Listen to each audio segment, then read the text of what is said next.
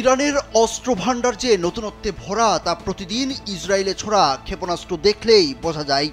ইসরায়েলের প্রতিরক্ষা ব্যবস্থাকে গুঁড়িয়ে দিয়ে আধুনিক সব মিসাইল চূর্ণ বিচূর্ণ করে দিচ্ছে ইসরায়েলের ভূখণ্ডকে। তেল আবিবকে লক্ষ্য করে গত রাতেও নতুন ধরনের ক্ষেপণাস্ত্র ছুড়েছে ইরান। আকাশে ছড়ার পর এগুলো যাওয়ার সময় ধোঁয়ার কুণ্ডলীর এক ভিন্ন দৃশ্য দেখা গেছে। এই তথ্য জানিয়েছে আল জাজিরা। সোশ্যাল মিডিয়াতেও ভাইরাল এই নতুন ক্ষেপণাস্ত্র ছোড়ার ছবি এবং ভিডিও। ধারণা করা হচ্ছে এটি নতুন ধরনের দূরপাল্লার কোনো ক্ষেপণাস্ত্র হতে পারে, তবে এটি কোন ধরনের ক্ষেপণাস্ত্র তা এখনও জানা যায়নি। এক সংক্ষিপ্ত বিবৃতিতে ইসরায়েলি বাহিনী জানিয়েছে, ইসরায়েলের প্রতিরক্ষা ব্যবস্থা ক্ষেপণাস্ত্রগুলোকে প্রতিহত করার জন্য কাজ করছে।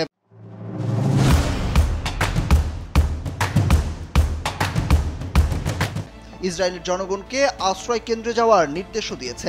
দেশটির সেনাবাহিনী আরও জানায়, স্পষ্ট নির্দেশ পেলেই কেবল লোকজন সুরক্ষিত স্থান ত্যাগ করতে পারবে। এর আগে তাদের বোম শেল্টারেই থাকতে হবে।